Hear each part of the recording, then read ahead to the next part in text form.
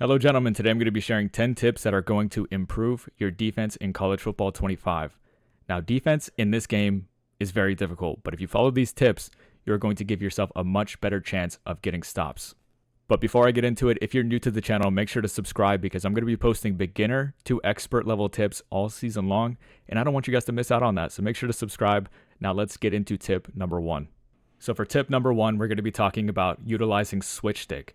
Now, I've already done a pretty in-depth video on switch stick, and I'll post it in the description if you guys want to watch that later. But basically, you guys need to be using it. It's one of the best additions to any football game ever, and it's going to give you a significant advantage against your opponent if you get really good with it. So definitely start adding it into your game.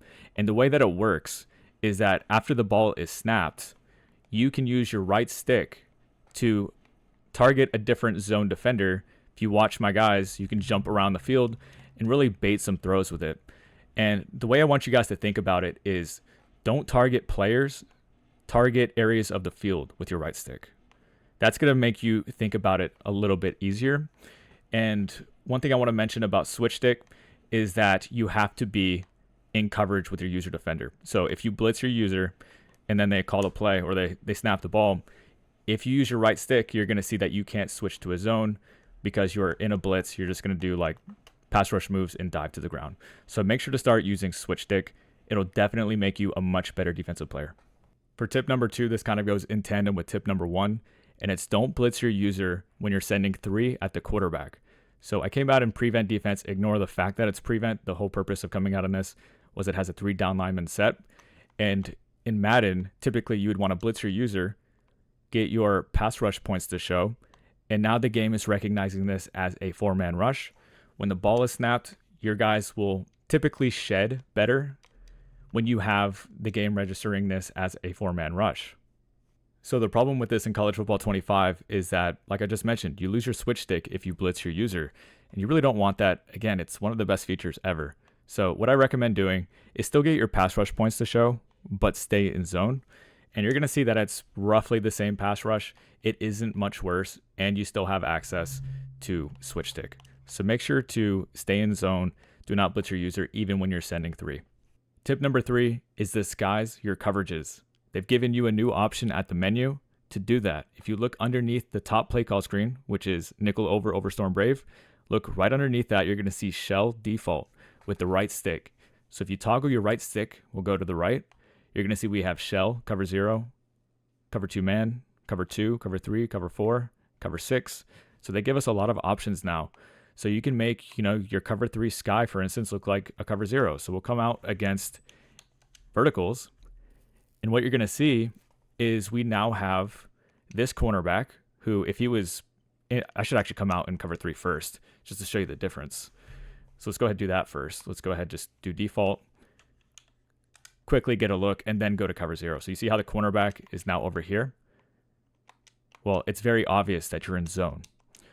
But if you go to the cover 0 adjustment and you go back out into cover 3, again, he's over here. This very much looks like a cover 0, and this is actually viable. Like, you can run this.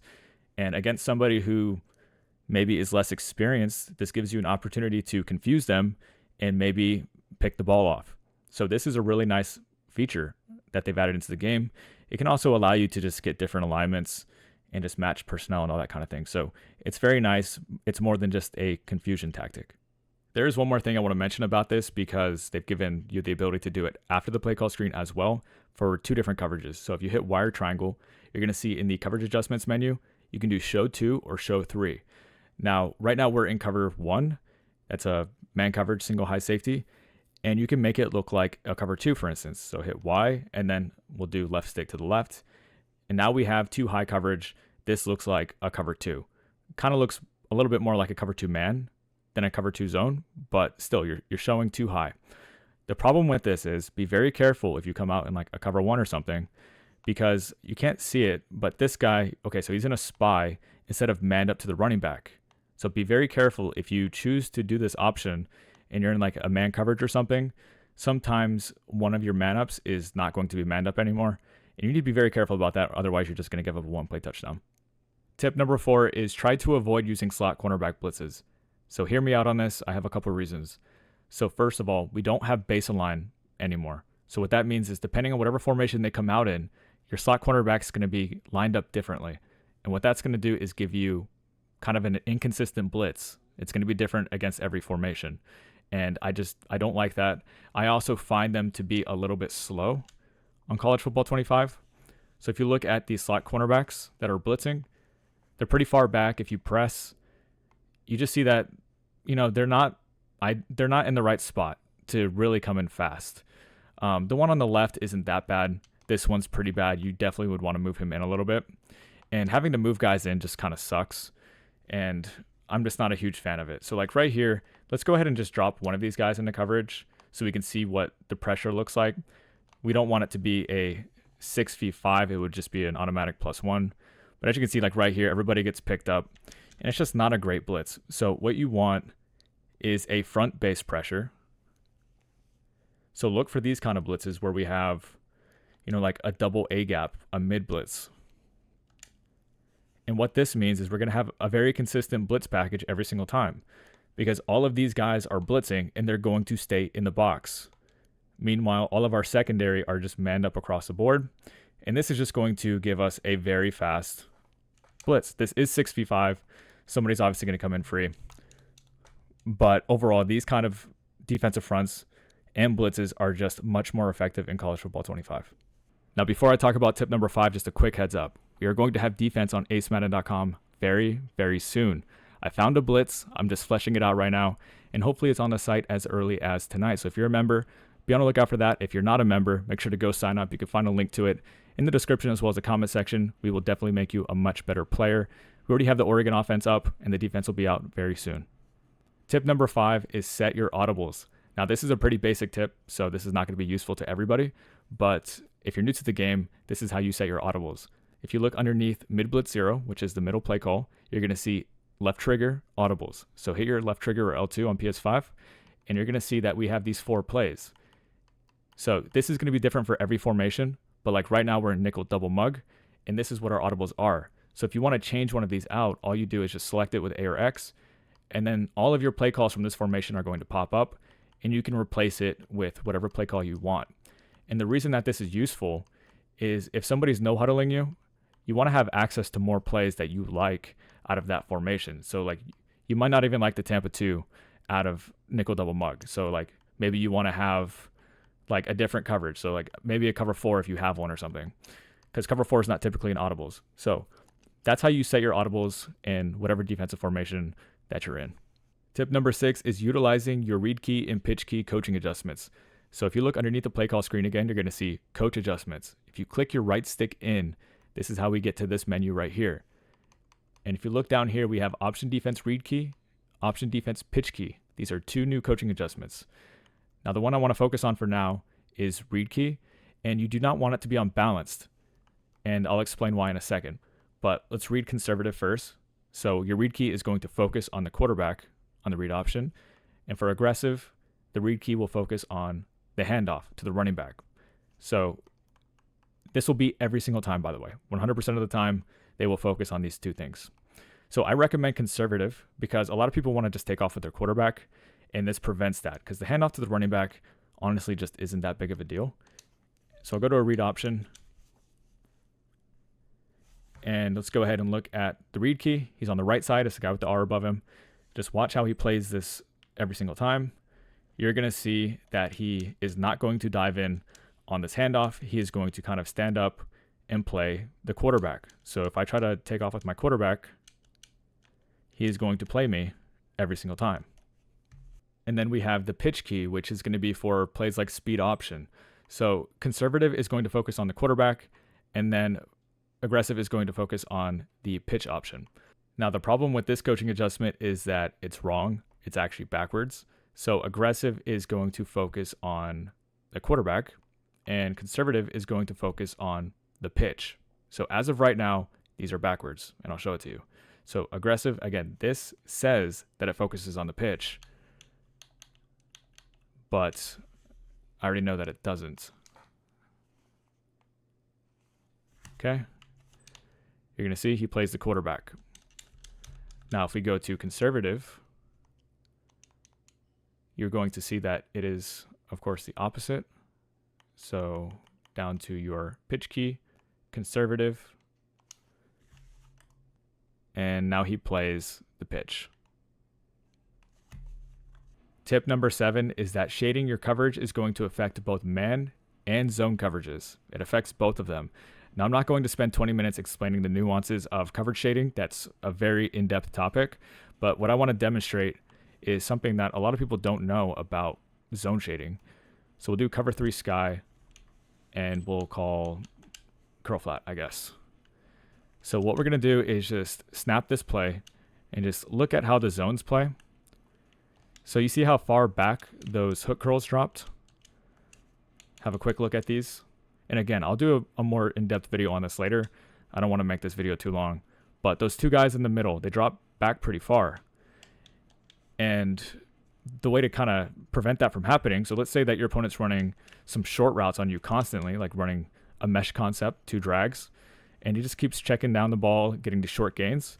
If you shade your coverage down, not only are your curl flats going to become hard flats, which more aggressively attack the flats or protect the flats, you're going to have these hook curls that are going to stay down and defend these drags a little bit better. You see how they kind of gave up that deep crosser over the middle of the field, but instead will stay shallow and defend those shallow crossers. So shading your coverage will affect both man and zone, and it also affects like different zones. Like deep zones are the only ones who aren't affected.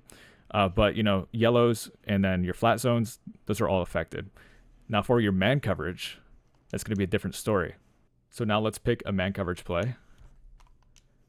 And then we'll go against curl flat again. And let's go ahead and run a play like, run a streak here. Do something like this. So let's go ahead and press now. And what I'm going to do is actually shade my coverage down. So wire triangle and then right stick down. And what this is going to do is effectively jam these receivers. So let's go ahead and watch them. You see how they get hands on them and they try to impede them as much as possible. This is the most aggressive form of man coverage. It's shaded down man. But if we run the exact same thing, so we press and then we shade up instead, watch what happens. Wire triangle, right stick up for over the top. You're going to see that it's not the same thing. Watch A. You see how they don't even get hands on them. They just kind of run with them. Big difference between the two. Over the top is going to make sure that you don't get beat over the top. Underneath is going to more aggressively press underneath, but it's more risky. You can definitely get beat for one play touchdowns when you shade underneath without safety help. Tip number 8 is going to be about defensive motion response. So this is a new adjustment that is available, and you really don't want to touch it. Leave it on default. And what it's going to do is kind of help your defense out with the different motions that you'll see pre-snap. So just leave this on default. You do not want to disable this. It is actually going to be helpful for you. Tip number 9 is utilize your zone drops. This is crucial to getting stops in Madden, college football, whatever. This is important for knowing how to defend the sidelines because people will spam corner routes on you until you lose. So I'm going to show you why it's important to use zone drops. And we'll demonstrate with, flood concepts. So we'll come out in Tampa 2, no zone drops. And I'll show you a kind of a common sideline concept. They'll maybe have a clear out that's going to clear out any kind of deep zone from that outside cornerback. We'll have a short flat. So let's just put A on a flat and we'll block our running back. And we now have a basic flood concept over there on the right side. Now what I'm going to do is make my corner route go just a little bit deeper. Really make sure we get over this stock cloud flat. And what you're going to see is we get a touchdown very easily, and that's not going to get usered. So what we need to do is utilize zone drops to take that away. So we're back at the play call screen. What we're going to do is access our coaching adjustments again by clicking the right stick in, and we're going to go down to our flats, which that's what your cornerback is in a Tampa 2, is a flat. We're going to put them on 30. And now we're going to see that they play very, very differently. So we're going to run the exact same concept. We'll do clear out. We'll stem the receiver just a little bit deeper. We'll do a flat. We'll block our running back. So same exact route combo. But what you're going to see is that our cornerback is going to get significantly deeper. So like right there, we were still, a little deeper with our corner route. We got just over that cornerback. Now this is going to be a little advanced, but just don't worry about it for now. Just pay attention to how differently he plays. If we back off that cornerback, what you're going to see is that he will definitely play it. So if you do this, I'm not going to talk about the adjustment. I don't want to confuse you guys. But if he's further back, you're going to see that he is going to cover it.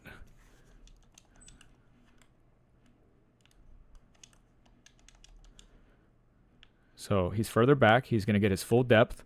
And now that is not a throw.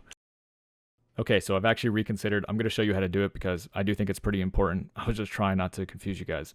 But to individually back off your cornerback without touching him, you're going to hit wire triangle. That's going to open up your secondary menu.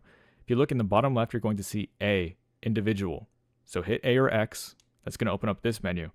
The receiver that you want to back off of, select his icon. So in this case, I want to back off of B. So hit B. And then left stick or right stick up is going to back that cornerback off. And when you're playing off like this, he is going to reach his full depth of 30 yards. And then tip number 10 kind of goes in tandem with tip number 9, and that's going to be using Mabel coverage. This is one of the most common terms you're going to hear from me, other content creators, pro players, whoever. It's a very popular concept because it effectively erases the sideline, and it's very hard to beat. So what we're going to do is call the same play. We'll actually go to coaching adjustments first, so click your right stick in, go down to your flats, and now we're going to turn curl flats on, 0, 5, 10, anywhere in that range. I'd say it's going to vary depending on what you're going against, but for now, let's just do 0 just to really demonstrate this point. Unfortunately, these curl flats aren't going to play exactly how they should, but we'll do the exact same route combination that we've been doing. Now let's actually back off that cornerback, get that full depth on the 30. Now double tap wire or triangle and put LB on a curl flat, so left stick right. And now you can see we have two flats going to the same side of the field at two different depths. So we set our zone drops. We have this guy here who should be playing as 0, so he should only drop to 0 yards, which means pretty much just going sideways. He's not going to play exactly like that, but that's the point. And then this guy will drop to 30 yards. So we're now going to effectively erase the flat and the corner route. They're both taken away. So this is how we take away sidelines without actually using it. And then another term you're going to hear a lot is double Mabel. And it's really the same thing. The only difference is you're doing it to both sidelines. So again, put that guy in a curl flat. We have a cloud flat and a curl flat. And then on the other side of the field, we can put defensive end in a curl flat. And now we have it to both sides. This is a double Mabel. And this is going to very effectively take away the sidelines. We're going to concede, in this case, pass rush for this double Mabel. But oftentimes you're going to be conceding the middle of the field. And you just need to know when to use this coverage. I would say that this is going to be good versus a lot of players. A lot of people don't know how to beat this coverage. So if you need a new zone coverage to use, this will be really good, especially when they actually fix zone drops. And I plan on doing a more in-depth video on zone drops later on. Anyways, that's going to be it for the video. Hopefully it's helpful for a lot of you beginners. I know how it is to start a new game like this. It's very difficult, and I'm here to help you get better. So make sure to subscribe if you're new, and then be on the lookout for that new defense on acemeta.com that is coming very, very soon. See you guys in the next one.